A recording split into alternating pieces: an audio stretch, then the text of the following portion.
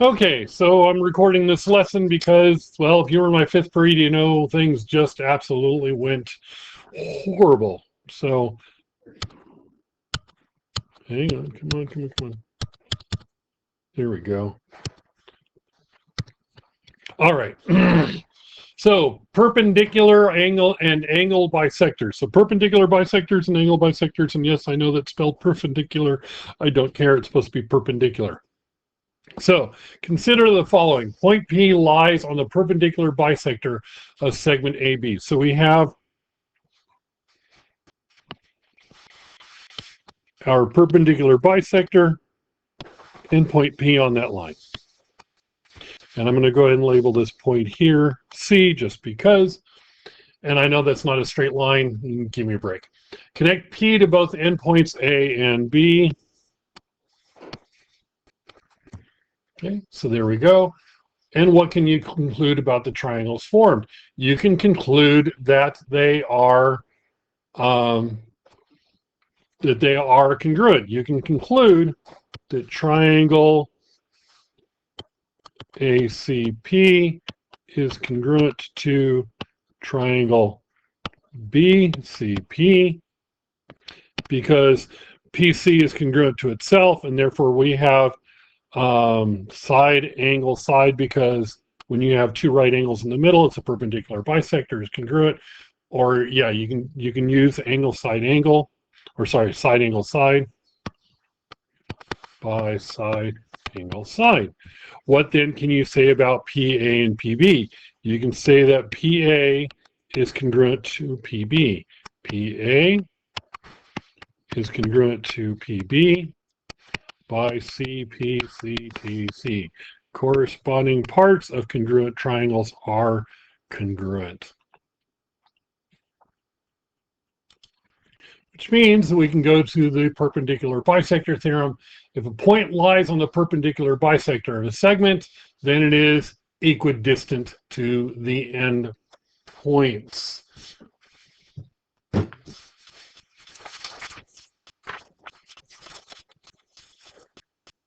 So if I have if I have the line AB and CD is a perpendicular bisector, that means that this and this are congruent.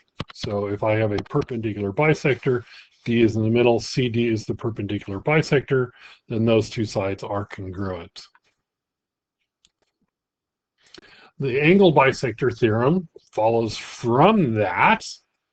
It says if a point lies on the bisector of an angle, then that point is equidistant from the sides of the angle.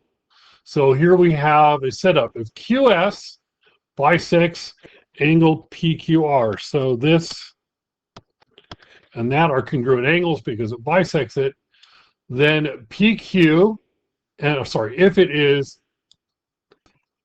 and then these two are perpendicular,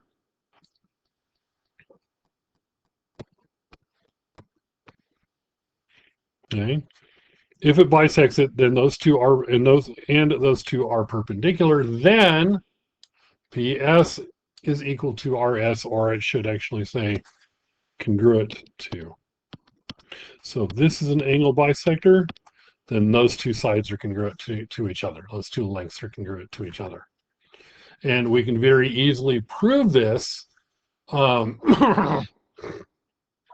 because how do you measure a point from the sides? The distance from the point to the sides is you go from the point perpendicular to it. So that is how you measure this length here. The distance from S to R is measured by using the perpendicular there. So that point S to the line, that's how you measure the distance, is you draw perpendicular from the line to the point you're measuring, and that's how you measure it. They are congruent. Why are those two congruent? They are congruent by, okay, so let me back up here. These two triangles, triangle QPS is congruent to triangle QRS by the hypotenuse leg. This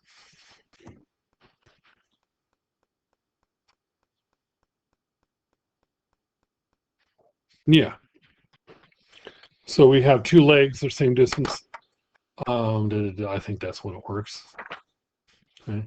So remember, these theorems and the converses are things you can absolutely memorize and use if you like. However, it's just as easy to determine the triangles congruent. So the idea is you can remember the angle bisector theorem. You prove that the angles are congruent to each other. Then you can get the parts are congruent to each other. Same thing here. Perpendicular bisector theorem. We showed that these two triangles are congruent, therefore the parts are. You can always use the 5 congruencies from the last chapter: side, side, side, side, angle, side, angle, angle, side, which is actually what it should have been, not hypotenuse leg. My bad, I'll go back and show that. Or hypotenuse leg. Prove that the two triangles are congruent, and then the rest of the corresponding parts are congruent by CPCTC. Corresponding parts of congruent triangles are congruent. So let me go back to here. This is not due to hypotenuse leg. This is due to angle, side. And let me change colors here so I can talk about what I'm sure exactly what I'm getting at. This angle and this angle are congruent because they're right angles.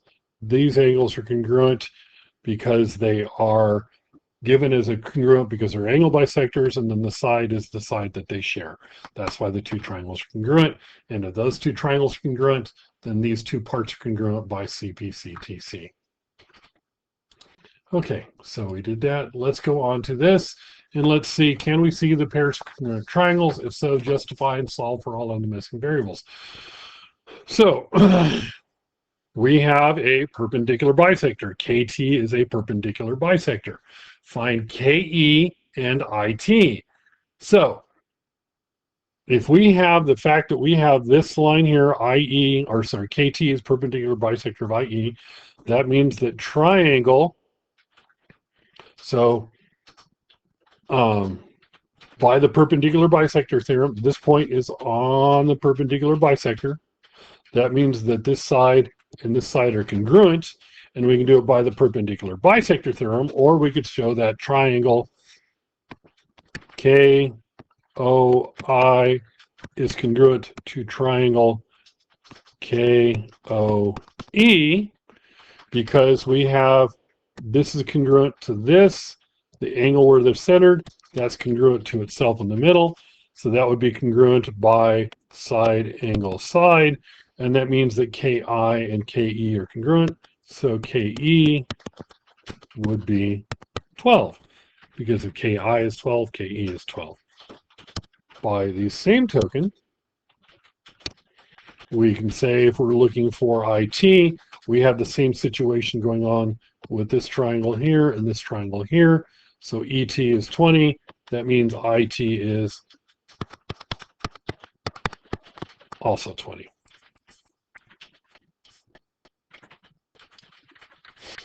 Okay, find the angle of, find the measure of angle TCK, find the length of KT and LS. So this all works the same way. These are fairly easy to do. So the measure of angle, I want to make sure I get it right, TCK is 24. Why? Because this is an angle bisector. Okay, this angle is marked congruent to this angle. If that's 24, the other one's 24. Not a big deal. Because that's an angle bisector, that means that these lines are congruent. So DT is congruent to KT. So if DT is 19, that means that KT is 19. By the same token, this point here, S, is also on the perpendicular bisector, so that line is congruent to that line, or that segment is congruent to that segment. So if I want to know what LS is, it's the same as QS, which is 31, so that's 31. Easy peasy, lemon squeezy. And then our last example problem, and this one's a little bit more difficult. Find all missing angles. Okay, so the first one we want to do is we need to figure out what all the individuals angles are. First thing we're going to look at is down here, this angle and this angle. They are congruent to each other because we have two congruent triangles. We have a right triangle, this one right here. This side is congruent to itself. That means we have hypotenuse leg. So the two triangles, DCA is congruent to triangle BCA by hypotenuse leg. We have a right angle here, we have a right angle there. We have the hypotenuse is the side that's shared by the two triangles, and then the other two sides are marked. So we have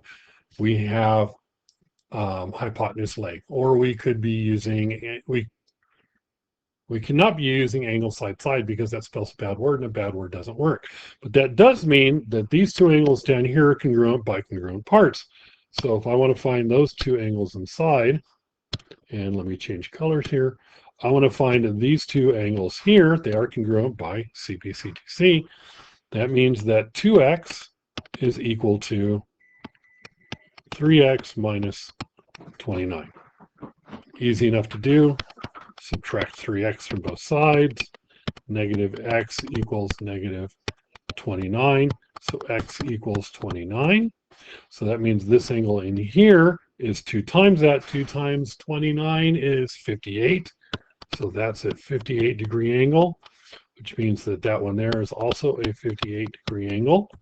So if we want to write it up, excuse me, write it up a little more formally, the measure of angle DCA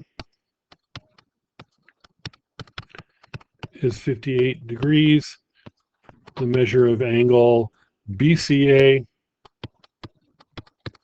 is also 58 degrees. And now what do we want to do? We have one more angle to find because it wants us to find all missing angles, actually 2 more. We need to find this one here and this one here. Those are also congruent because of corresponding parts, and it's actually much easier to find that angle there because what do all the angles in a triangle add up to? They add up to 180 degrees. So if we want to know the measure of angle BAC, which is this one inside here, that's easy enough. You take the entire triangle 180 minus the 90 degrees for the 90-degree angle here, minus the 58 degrees that we also found. So 90 minus 58 is 32. So it's 32 degrees, which means that the other angle we were looking for, which would be BAC, is also 32 degrees. Easy enough. And thus endeth the lesson.